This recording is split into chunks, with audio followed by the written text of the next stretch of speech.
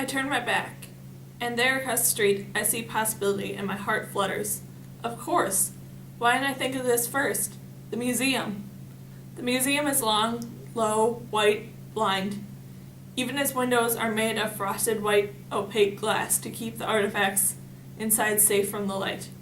City Hall across the street has tall, clear windows.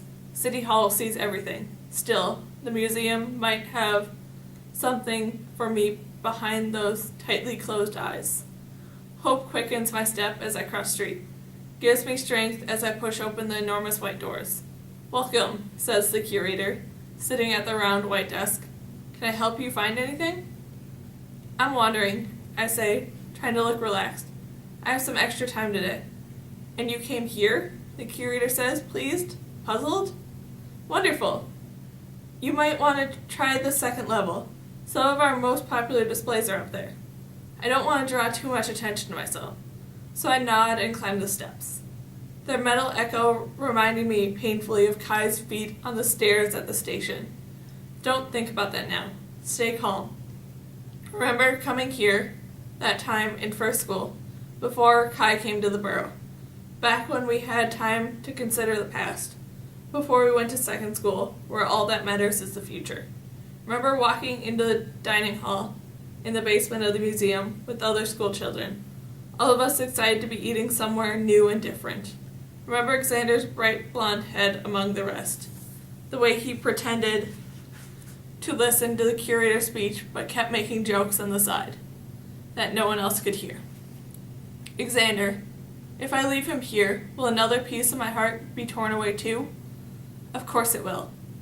A sign points to the Hall of Artifacts, and I veer right suddenly, wanting to see the display, wanting to see where they put all those things they took.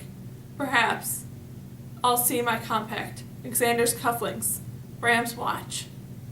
I could bring him here one more time before we leave for the farmlands. I stop in the middle of the hall, realizing that none of those things are here. The other cases are still crammed with artifacts, but the new displays is nothing but a long glass case, huge and empty. A sign in the middle of it printed the letters and words that look so different from Kai's cursive, and reads, "Additional artifacts coming soon." A light from above illuminates the sign and its empty carbonous case. The sign could last forever in this sealed and pristine environment, like the scrap of my dress from the match banquet. But I've already broken the glass. I've given the green away. I've made my choice. I'm already dying without Kai here, and now I have to make sure I live to find him. I realize our artifacts will likely never make it into the case. The sign is only displayed there may ever be. I don't know what they've done with them. Now I know for myself that there's nothing left. I walk down the stairs to the basement, where they keep the glorious history of Aurea Providence, where I meant to go all along before changing to glimpse at what lost distracted me from what must be found. I stay close to the glass and look at the map over the Providence, where it's city, farmland, and rivers, listening to the footsteps of the marble floor behind me. A small uniformed man comes to stand next to me. "Would you like me to tell you more about the history of Aurea?" he asks. Our eyes meet, mine searching, his snap and bright.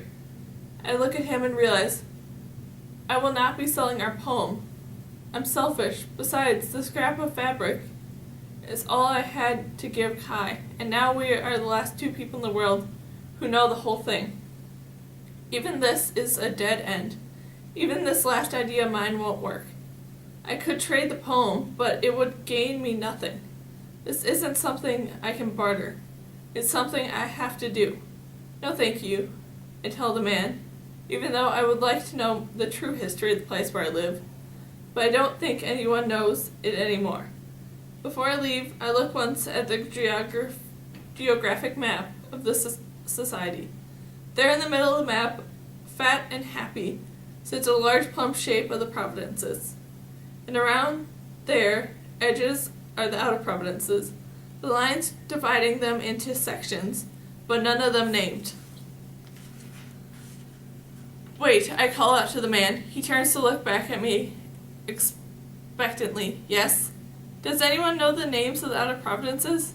He waves his hand, uninterested. Now that he knows he isn't going to get something worth trading for me. That is their name, he calls back. The outer provinces.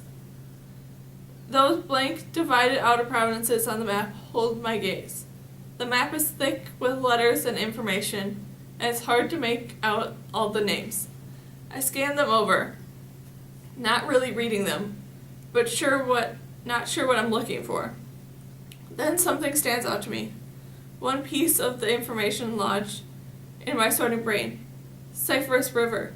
It threads through some of the western provinces, and then through the two outer provinces, and off to the void of the outer country. Kai must be from one of those two outer provinces, and since that's where the attack came when he was young, that could be where the trouble is now. I lean closer to the map and memorize the location of the two places that might be his. I hear footsteps coming closer and closer again. I turn. Are you sure I can't help you with anything? The small man asks. I don't want to trade anything, I almost exclaimed to him, and then I realized that he seemed to be sincere. I point at the Cypress River on the map. One teeny black thread of hope running along the paper. Do you know anything about this river? His voice hushed. I heard a story about it once when I was younger.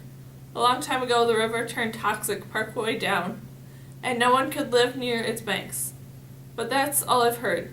Thank you, I tell him, because now I have an idea. That, thanks to what I've learned about the way the elderly die, could the society have poisoned the waters on their way down to the enemy country? But Kai and his family weren't poisoned. Perhaps they lived farther up, the higher the two provinces along the river.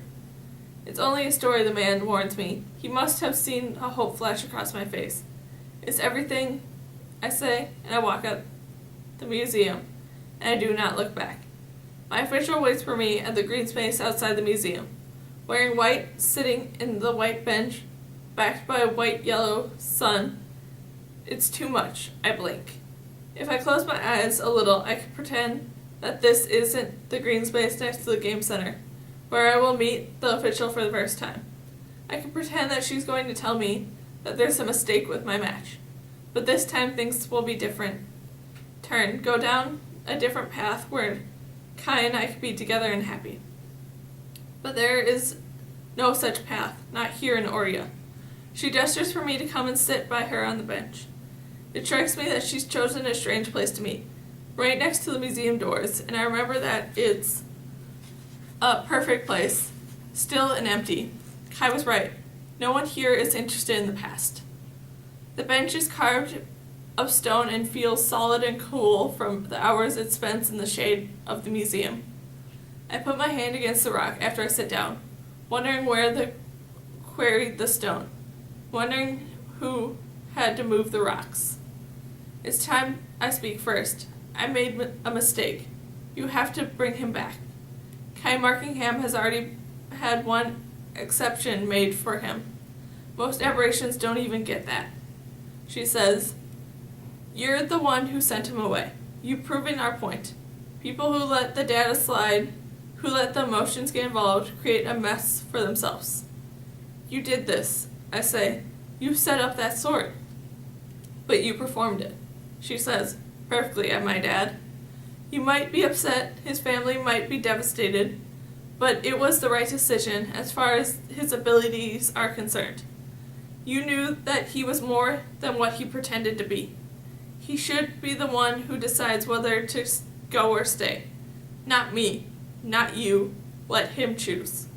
If we did, everything would fall apart, she says patiently. Why do you think we can guarantee such long lifespans? How do you think we eradicated cancer? We matched for everything, genes included. You guarantee these long lifespans, but then you kill us in the end. I know about the poison in our food for the people like grandfather.